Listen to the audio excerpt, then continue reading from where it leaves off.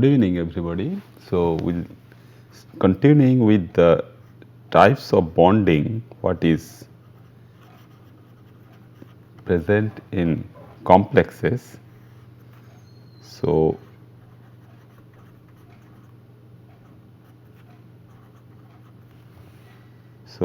at this particular point, when people were talking about this bonding, so quantum mechanics was not developed at that time, and the only idea was there that electron pair can be utilized for sharing. So, the historical perspective for this bonding nature, if we consider in this second part of bonding in complexes, we will see that during 1893, when Alfred Werner proposed this sort of complexes, and at that time the bonding idea between two atoms was not so clear, and he proposed that a particular type of metal ion can bind to so many ligand systems such as water molecule, ammonia molecule or ethylene diamine molecule, and give some important characteristics for those species which we can derive when the metal is bound to the ligand system. And at that particular point, when the valence bond theory was gained ground, and we see that a covalent bond can be formed from sharing of the electron pair between the two atoms, and following this time frame, that means around 1893 or so, after that this theory, the valence bond theory, gained ground, and we were able to explain some of the geometrical features, the compositions and little bit of the structural aspects of these metal complexes, but it could not explain so many other things like the color, the magnetic property and the reactivity of some of these complexes we could not explain using the valence bond theory.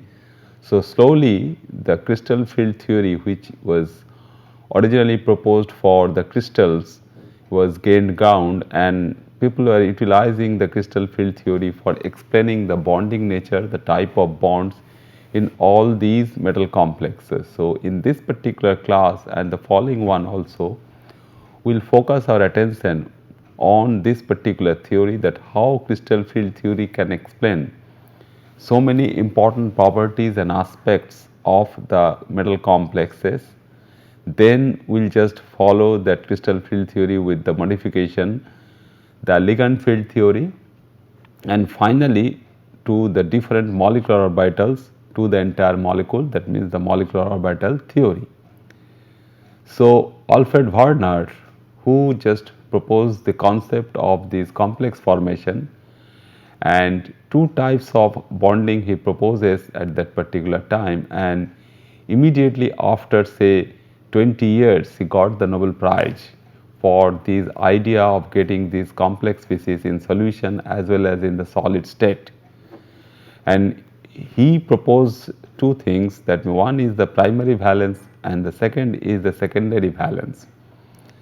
And whenever we are talking about the valence bond theory, we should know about, we should have good idea about the valence structure of the species. So, the primary valence, which basically corresponds to the oxidation state, so it is nothing with relation to the corresponding coordinate bond, it is simply like that of the presence of 3 chloride ions around aluminum center in aluminum chloride, or 2 chloride ions around barium in barium chloride. But the most important thing or most interesting thing is this secondary valence. So, this secondary valence can be correlated to the coordination number. So, this secondary valence, when it is fulfilled by the metal center, we find that certain metal centers can have a coordination number of 2, and in some other cases the coordination number can go to 3 or can go to 6. So, depending upon the number of coordination, we can have the corresponding geometry also, and the valence structure of the metal center can give some proposition what we have seen on our previous class, that the hybridization scheme, which was originally proposed by Linus Pauling, that the hybridization scheme can be applied to these complexes to explain to some extent the geometry and the corresponding property, at least the corresponding magnetism of these complexes, which were very much important because most of these compounds first studied by Alfred Werner, who is on chromium, is on cobalt. That means the first transition series elements, which were nearly all of them are paramagnetic. But if we find that during the complex formation the paramagnetism is lost, that means the compound becomes from a paramagnetic site to a diamagnetic one, that means the coordination is doing something very great to this particular complex formation. That particular information and that knowledge is very much helpful when we consider some of these biological molecules like myoglobin and hemoglobin. The magnetic properties of these biological centers are very much useful to identify the corresponding oxygenation reaction, because oxygen molecule itself is also paramagnetic. So, when the center, which we can consider as a metal complex, is also binding to another center which is also paramagnetic, so what should be the overall property of the metal bound species, whether that would be diamagnetic or paramagnetic, that gives us some idea from the studies on these particular type of complexes. So, we have seen that the valence bond theory were unable to explain so many important things. It cannot clearly account the color of the complexes, whether the solution color of the complexes would be green, would be blue, or would be violet. So, for this particular bonding, that means D2sp3 or sp3d2 type of hybridization for octahedral complexes around the nickel 2 plus ion cannot nicely explain the color, or to be specific the color change, how the color change is taking place as we change the ligand center around the metal ion. It might predict the magnetism wrongly. That means it cannot say nicely that what should be the precise magnetic moment of that particular complex species, and which is very much important for a large molecule like a large biomolecule like myoglobin or hemoglobin to know the magnetism nicely. Then only we can have some idea about the interaction of the metal center with some other paramagnetic species like dioxygen.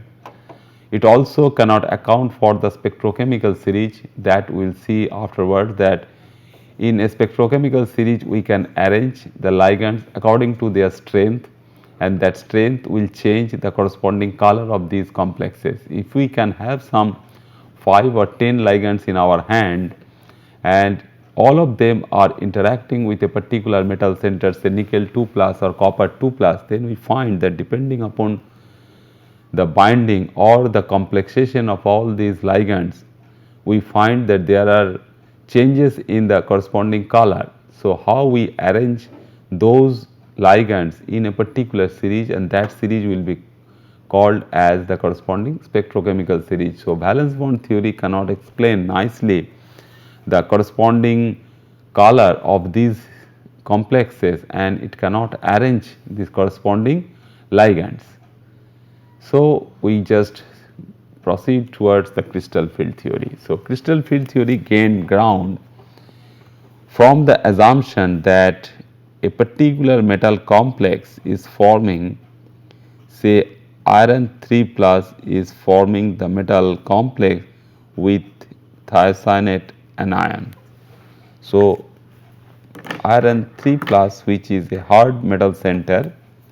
So, according to hard and soft acid base theory, it is the nitrogen end of this thiocyanate anion will bind to the ferric ion, and the interaction is that this is a positively charged species and this is also a negatively charged species. So, the interaction between the positive center and the negative center can be considered nicely by assuming that the one particular center is basically from the crystal lattice, and this interaction is purely ionic in nature.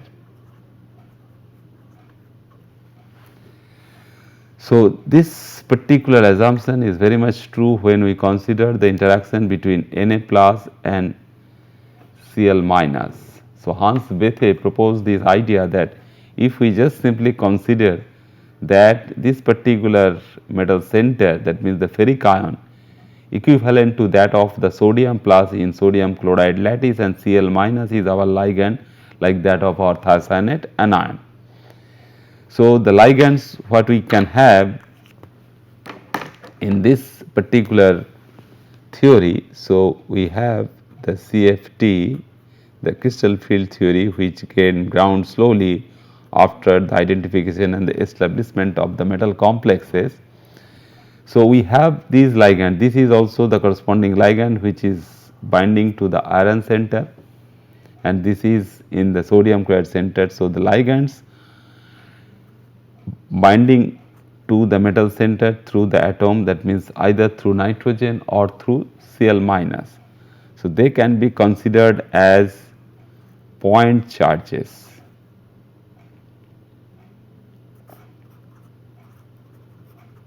Abbreviated as PT, point charges or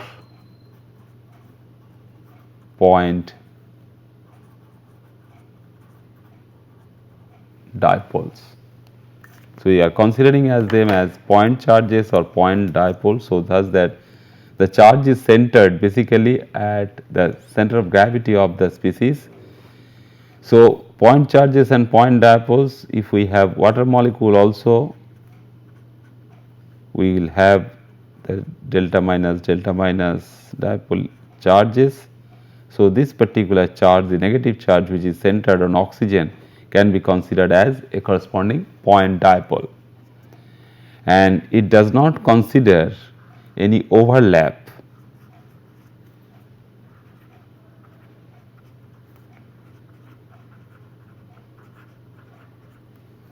consider any overlap between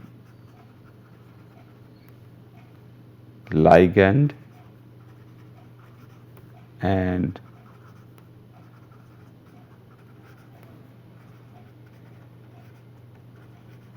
metal orbitals, which we proposed basically in case of valence bond theory. But this particular case we are not considering this thing, because we are considering only crystal within the crystal lattice, the cation anion interactions which are purely ionic in nature. So, these overlaps basically gives rise to some informations what we can get from this particular theory, that basically the visible spectrum, the color, say from 400 to 800 nanometer, starting from violet to red. So, if we can find that the 3D elements, the transition series elements in the first series or the second series or the third series, when they are in solution interacting with different point charges or dipoles to give the corresponding complex species, even if that particular metal salt is dissolved in water, it is interacting with the aqua molecules, or through deprotonation it is also interacting with the hydroxide ion or oxide ion. So, it basically gives the color. So, it can also little bit explain the origin of the color in the solid state also, say some precious gem material or the minerals which is colorful due to the presence of the transition metal ion. So, transition metal ion in the solid state also in some crystalline environment can also be considered as the interaction, such as the corresponding crystal field theory, which can little bit explain the relationship between color and the complex metal ion. So, what is the complex metal ion, whether it is in the solution or in the solid state, we can get some idea if we consider that the corresponding metal ions in the D levels are responsible for the transitions to give a particular metal complex green or light green to blue to violet. And we will be considering slowly all the different orbitals, corresponding orbitals we can have. Sorry, this is the corresponding octahedral geometry where we can have this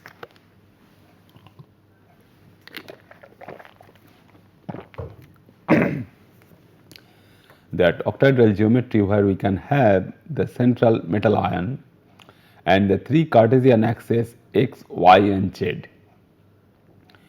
and this is basically giving rise to the corresponding octahedral crystal field. But the basic assumption behind that, all the 5d orbitals, these are the 5d orbitals which are placed inside an octahedral crystal field. So, how the d orbitals will behave in this particular crystal field. So, this particular theory is therefore a model. So, we will by using this particular theory as a model to explain some of the known facts or some of these experimental facts. So, this is basically a theoretical justification for all these metal complexes about their bonding pattern. So, it can explain whether some complexes are high spin and some are low spin. So, high spin and low spin complexes, what we will get, that if we have this particular iron center what is there and is binding to say 6 thiocyanate anions. So, NCS, NCS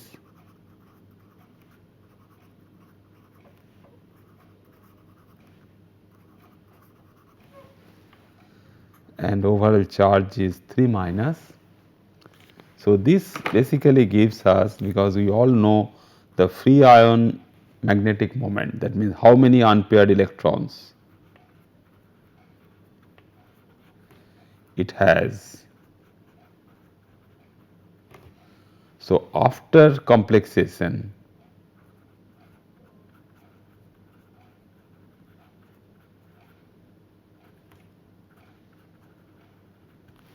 we can have two situations.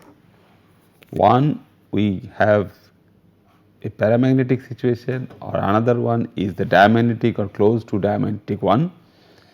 So, in one case we will see that the magnetic moment is high, that means it has high spin values, that means the number of unpaired electrons would be more.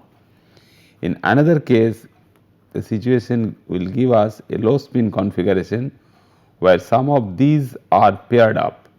So, the number of unpaired electrons available would be less compared to this high spin molecule. So, we get another low spin type of molecule. So, two types of molecules we can have due to complexation. So, these are the results for complexation reaction. So, we can have the high spin and low spin complexes for that particular purpose, and it also views the bonding in complexes as a result of electrostatic interactions. So, we are talking about the ionic interactions. So, the interaction between the metal center and the ligand is purely electrostatic in nature, and it considers the effect of ligand charges on energies of the metal ion d orbitals. How the ligand charge, which we are considering as point charges, how they are interacting with the metal d orbitals, and it is changing the corresponding energetics of the metal d orbitals. Otherwise, in absence of that particular crystal field of the metal complex, all the 5 d orbitals are degenerate. So, the degeneracy will be lifted when we put the ligands in a particular coordination environment, and the number of ligands around the metal center are also specific and important. So, when we consider that only electrostatic interactions are operating, we should not consider any kind of covalent interaction. Thus, crystal field theory uses no covalent bonds. That is why valence bond theory has been discarded, because where we have considered that the hybridized orbitals are overlapping with the ligand orbitals. So far the development of crystal field theory above the valence bond theory gained ground only by considering that the interactions between the metal and the ligand, and the interactions what we all know now, that the interaction between the iron center in hemoglobin with that of the dioxygen molecule when we use the dioxygen molecule for our respiration can also be considered as electrostatic in nature, but that is not purely true fact, because afterwards when we modify the crystal field theory by ligand field theory or purely the molecular orbital theory, we will see that slowly that the pure electrostatic interaction is not the only fact, but we can have some amount of covalent interactions at the same time. So, what model we can use for this particular type of crystal field theory is that a purely ionic model. Therefore, we are discarding any kind of covalent interaction, whether some percentage of covalent interaction can be available from there, but we are not considering that particular interaction. The ligands are considered as point charge, that already we have told you. It predicts the pattern of splitting of d orbitals, which is the important fact. So, the point number 3 is the most useful one. How we consider the splitting of the d orbitals, that in the two types of d orbitals we can have in a particular coordination geometry, and one d orbital is available for giving the electron for the transition to the other d level, and we will get the dd transition, and which can be rationalized for the corresponding color of the complexes. So, this particular occupancy, the differential occupancy of the d orbitals, which are non-degenerate now in presence of the crystal field, can be rationalized for the spectroscopic signatures, what type of absorption spectra we get, and the magnetic properties, whether the compound is paramagnetic, whether it is diamagnetic, or it can have some intermediate magnetic moment, or it can have some dependence with that of the temperature. That means the temperature dependence of the magnetism can also be very nicely explained if we just consider that there is some equilibrium between these two states, that means the high spin state and the low spin state has some temperature dependent equilibrium, then we will find that due to the variation in the temperature we can have one particular geometry than the other. So, what we have seen that we know the corresponding field, that means the octahedral crystal field, and this octahedral crystal field can have 6 ligands around the 3 Cartesian axes x, y and z. And if we just simply consider that particular metal ion is there and the corresponding orbitals under interaction with the point charges of the ligand. So, what will happen if we also consider not only the d orbitals, but the s and p orbitals. So, we can have s orbitals, we can have p orbitals. So, s orbitals we all know is spherically symmetric in shape, which has electron density around all the 3 axes. So, when we have the s orbital in octahedral crystal field, we put this in crystal field. Since the ligands are there in all 3 Cartesian axes, these are the point charges which will interact with the metal center at the center of the geometry. So, when the s orbital is facing all the 6 ligands symmetrically from all the 3 Cartesian axes, we do not get any kind of splitting. So, it will not give any splitting for their energies.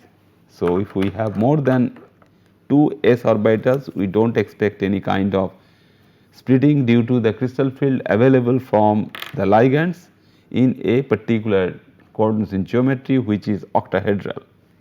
Then what happens for the p orbitals? So, when we have p orbitals,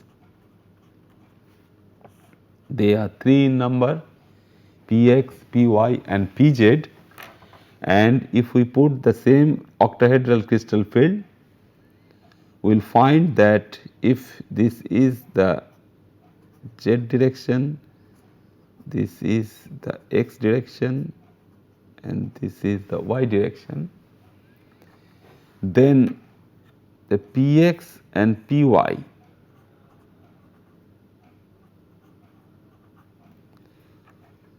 will face the ligands as well as the ligand will also face the z direction. So, all three were there before interaction, that means the free ion p orbitals and the complex p orbitals. Only the energy can be increased little bit, but there is also no splitting.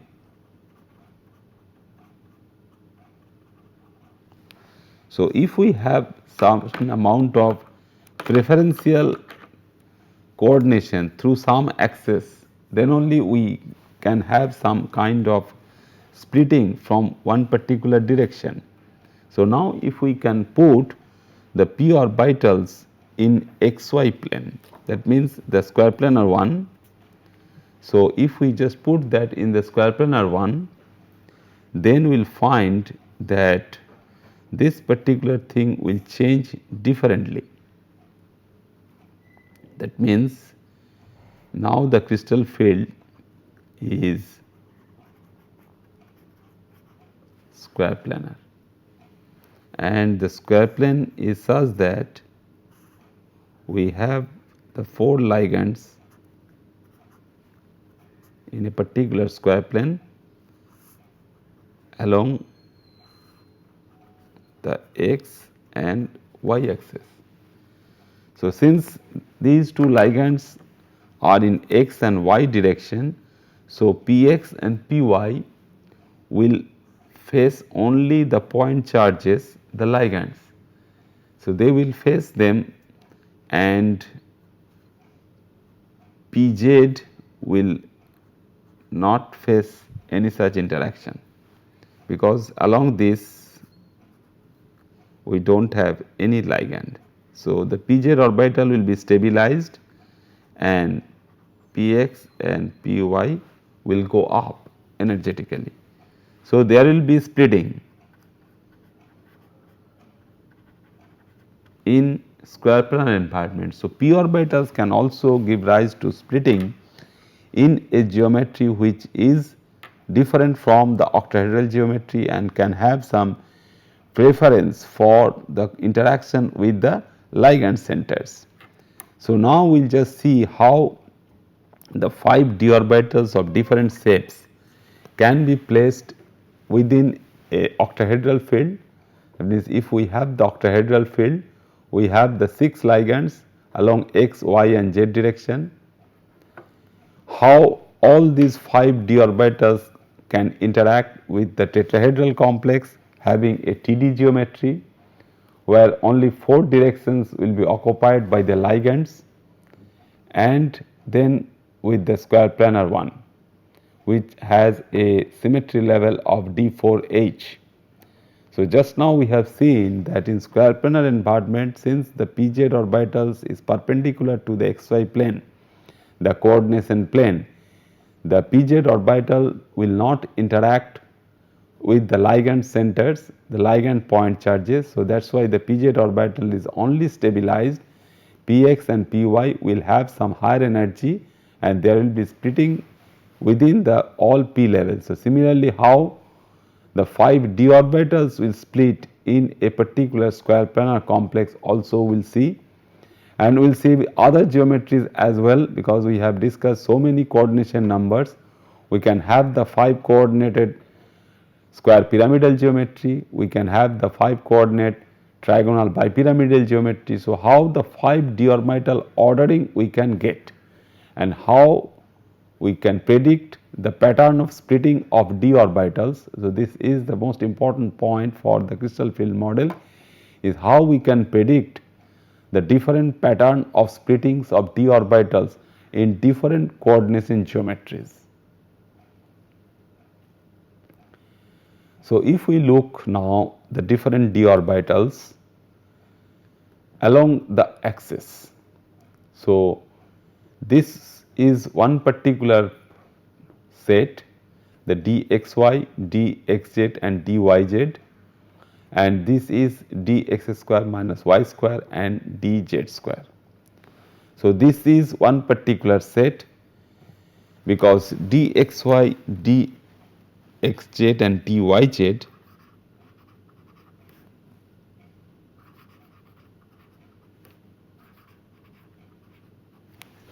these three orbitals have, all of them have 4 lobes. So,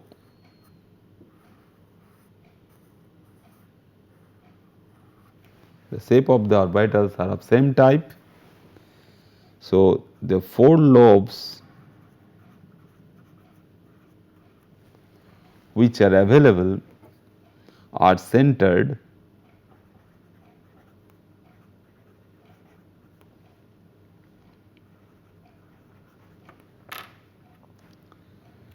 and concentrated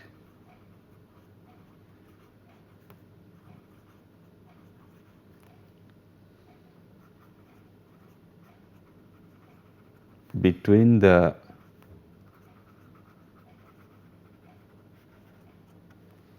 coordinate axis. So, what we are talking? We are talking that the ligands will approach along the coordinate axis, but this set of orbitals will be concentrated between the coordinate axis.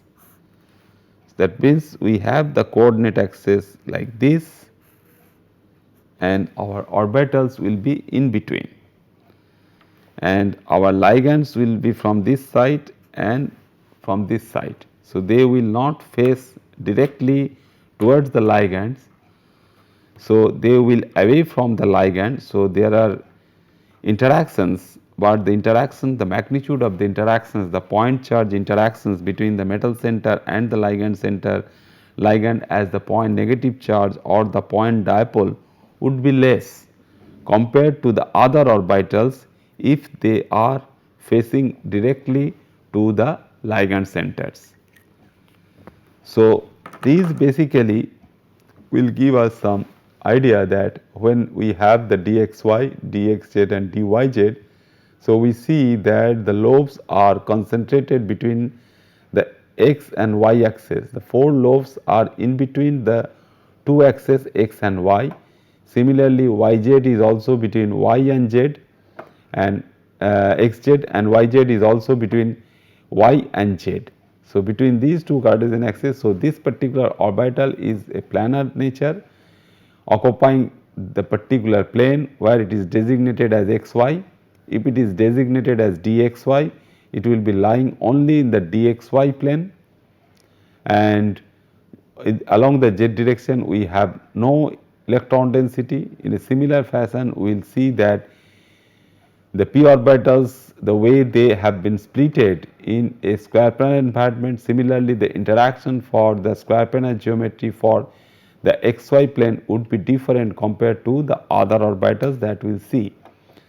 So, these are one particular set of orbitals. The other set is dx square minus y square, where the lobes are directly along the Cartesian axis. In case of dx square minus y square, it is along the x axis and along the y axis, because this dxy is in between x and y, and dx square minus y square will be along x and y axis, and dz square is nothing but we have the lobe along the z axis and a circular lobe along the xy plane. Basically, it can be considered as dz square x square minus y square minus x square minus y square. That means, we have the concentric lobe along the x axis and along the y axis.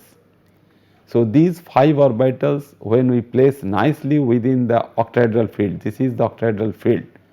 So, we will place that all 5 orbitals will be placed along the octahedral field, and this is now is the combination of dz square minus dx square and dz square minus dy square. So, dz square is nothing but dz square minus dx square minus dy square. So, it is can be written as d2z square minus x square minus y square. So, which we abbreviate simply as dz square. So, we can have the octahedral field. First, we will start from the octahedral field, not with that of our linear field like a coordination number of 2 or a coordination number 3 or 4, but we can simply go for the simplest example where we can have the octahedral field and we have the 6 ligands along the 6 directions along the Cartesian axis x, y and z. So, just now what we have seen that dxy, dxz and dyz have 4 lobes concentrated between the coordinate axis. Similarly, what we have seen that dx square minus y square and dz square, these two orbitals are of different type.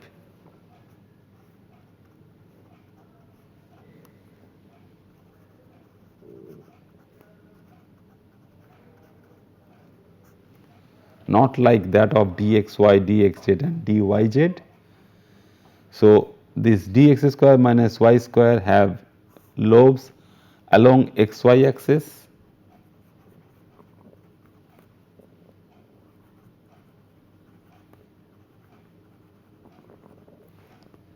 along x and y axis, and dz square has 2 lobes along z axis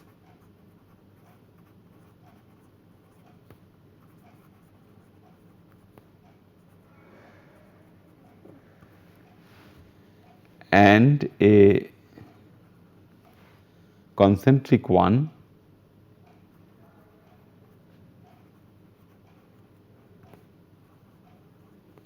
in xy plane. So, thus we can have some very good idea about how the lobes are placed for the 5 d orbitals. So, if all of them are placed in a octahedral field, so now we can visualize that where we have the x, where we have the y and where we have the z, and how the 5 types of orbitals, we can now have the 5 different types of orbitals, how they will interact with the ligand system and whether the overall energy of the 5 d orbitals will be raised or not, that we will see if we just simply monitor the corresponding interaction in this particular field. So, we bring the ligands around a crystal field which is octahedral in nature. So, if we have the dxy orbital and the 5 these small green points are the ligands. So, the 5 ligands, 6 ligands along x, y and z are there. So, these 4 ligands in the xy plane are close to these orbitals and they are interacting with the ligand point charges or dipoles in a particular manner. Similarly, the other two also, the dxz and yz. So, they are not directly facing the corresponding ligand point charges. You see here, this is the dyz, the lobes are between y and z axis, but the ligands are along the y and along the z. So, this is quite away from the lobe. Similarly, this ligand is also quite away from the lobe. So, since they are not headed away, head to head interaction, the head to head electrostatic interactions we are not getting for this type of interaction for the metal and the ligand. But this particular one, that means the dx square minus y square, we now see that the 4 lobes along the x and y axis are facing directly for the 4 ligands. So, they will interact differently compared to these 3 set. Similarly, dz square also along the z axis we have the 2 ligands This is one and this is another one, and they are directly facing the lobe, because this concentric lobe in the xy plane is a very small one and which is not interacting much with the ligands present in the x and y direction. So, we put all the 5 ligands in a particular octahedral crystal field. So, we find the repulsions. The d electron to ligand electron repulsions affect the d orbital energy level. So, these d electrons which are present there, they will now interact differently with the different ligands. So, these we can have from the book of McMurray and Fay 4th edition. So, if we have the 3d orbitals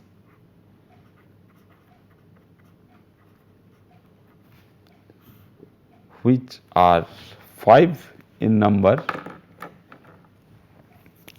and the way we have placed the crystal field over the s orbitals and over the p orbitals, we will see that the same octahedral crystal field, if we put on the 3d orbitals, so there will be different types of interactions and the d orbitals will no longer remain degenerate, will no longer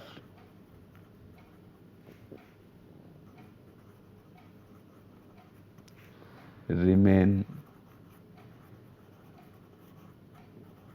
degenerate. So, we will have the corresponding splitting.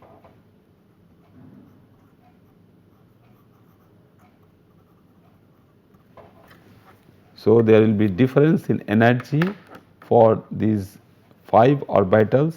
So, one set will face different interaction compared to the other set.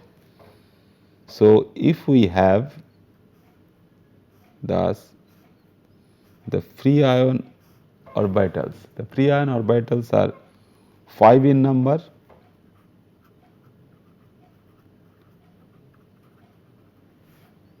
say if it is Fe3 plus, we have the 5 d orbitals available for Fe3 plus. Then we put the ligand, if they are octahedral, we put 6L, such as we have seen that we can have 6 thiocyanate anions and we have a characteristic blood red coloration for that. So, we have, when the 6 ligands are bringing together, so overall energy of the 5 orbitals will be raised. So, overall energy is raised, and the situation we expect before, immediately before the splitting. So, we do not have splitting at this particular point, but the overall energy will be raised over there, and after that we have the splitting, and 2 sets of orbitals, the dxy, dxz and yz set of orbitals, they are away from the ligands. So, they will be lower in energy, and the 2 other, the dx square minus y square and dz square, they are face to face with the 6 ligands.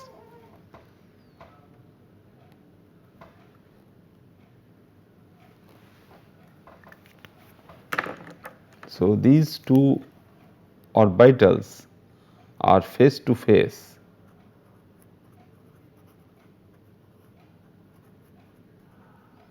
with the ligands.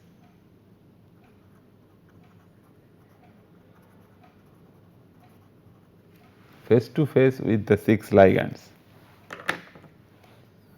So, they will be raised in energy.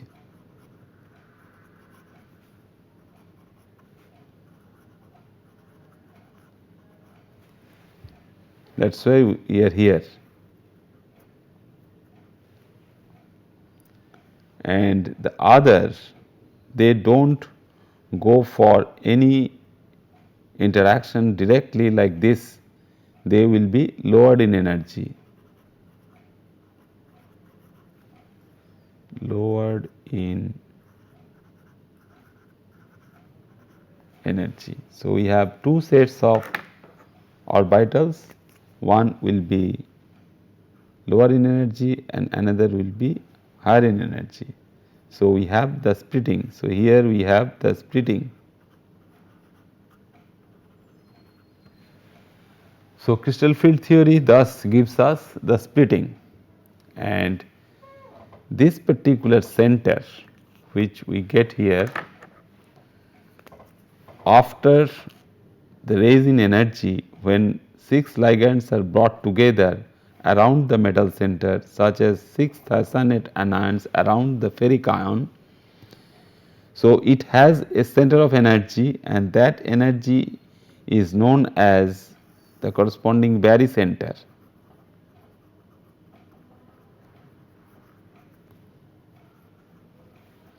Which is nothing but the center of gravity of the energy.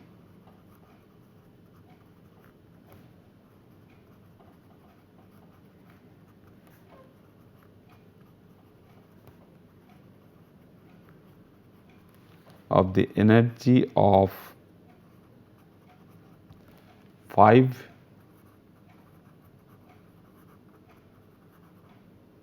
d orbitals. So, with respect to that we have the splitting. So, we have one magnitude of splitting, this we can consider as x and another is y. So, if now we have the total splitting, that means we have two levels in one set of orbitals, in another case we have another set of orbitals, and this is the barycenter, and this we are considering as the amount of splitting is y and this is the amount of splitting is x. So, this is now well known to us. So, now we can just simply consider this, what is the effect of the crystal field. So, the effect, what we are now looking, effect of the crystal field. Effect of the crystal field is therefore the splitting in two groups. So, two groups of orbitals will be there and we just consider these as the crystal field splitting is delta O for octahedron, or we can consider as 10 dQo, and these O, the level for O are for octahedral geometry. So, these O and these O are octahedral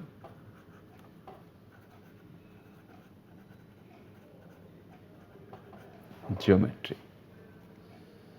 So, this particular delta 0 or delta O can be defined as the corresponding crystal field splitting and is a measure of the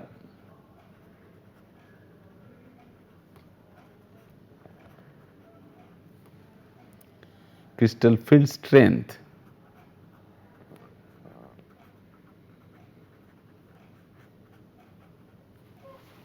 It is therefore a typical measure. How we can measure? So, if the delta O is bigger, we have bigger crystal field strength. If it is smaller, we have a smaller crystal field strength, or we can consider it as a crystal field splitting parameter.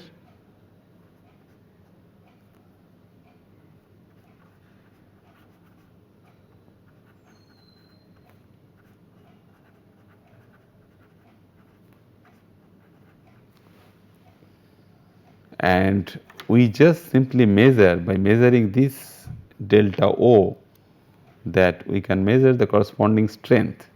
So, if we just measure the corresponding delta O, we will be able to measure the corresponding crystal field strength. So that is our choice now, that how we can measure the corresponding crystal field strength by looking at the different splitting of these orbitals, where we find that an octahedral array of negative charges around the metal ion we have, the ligand and the orbitals lie on the same axis as negative charges. Therefore, there is a large unfavorable interaction between the ligand and these orbitals. So, we should have an unfavorable interaction between the ligand and these orbitals.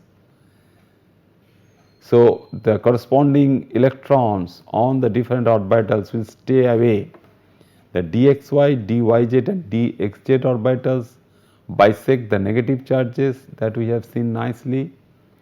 Therefore, there is a smaller repulsion between the ligand and these orbitals, and these orbitals therefore form the degenerate low energy set of energy levels. So, they are lower in energy, but they are all again degenerate, and degenerate low energy set of orbitals in an octahedral crystal field is therefore comprising of dxy, dyz and dxz orbitals. So, now is a clear view from all the orbitals within the crystal field, that means the crystal field is octahedral field. So, how the octahedral field, then where the ligands are and how they are going to interact with the different orbitals can be seen. So, the same thing we can have also if we can just simply draw the other coordination geometry. So, best thing to do is that we have the coordination geometry, whether it is a trigonal bipyramidal geometry or square pyramidal geometry, we will try to put that geometry on and above all these ligand related centers where we have the metal orbitals are available. So, metal orbitals are there and we put the ligands, and then the ligands around the corners of a regular geometry, and then we can visualize about the amount of interaction between the ligand point charges with the different d orbitals. If the interaction is more, the energy of those orbitals will go up, and if the interaction is less, the energy of those d orbitals will go down and they will remain as the lower energy level. So, what we get therefore in the octahedral field, we have all these ligands in all these different points. So, this is giving us one particular set and this is giving us another set. So, from some spectroscopic terminology, we label this as the doublet state because it has two orbitals only. So, it will be labeled as the EG set, and the other three, those who are lower in energy, can be considered as the T2G set. So, T2G set will have the orbitals dyz, dxz and dxy. They are degenerate and we have a triplet state. That is why T stands for triplet and E stands for doublet, and within these they are now degenerate. So, the electron can move from this to the other level to the other level very nicely without being pushed for the corresponding barrier, which is now our crystal field barrier for the transition from the lower energy to the higher energy state.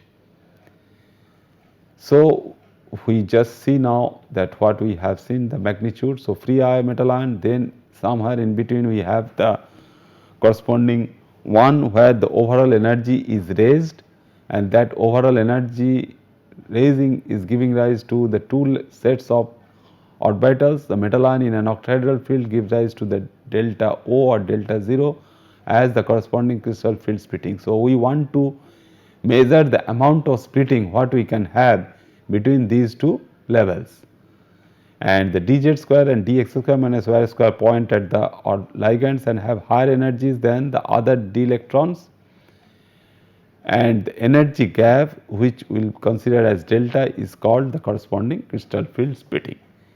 So, depending upon the geometry, if it is octahedral we will be labeled it as delta O, and if it is in tetrahedral geometry we will label it as delta T, and already we have seen that we have labeled this as the T2G set and the EG set. Thus, the corresponding available crystal field can split them into two sets. One is T2G and the other is EG.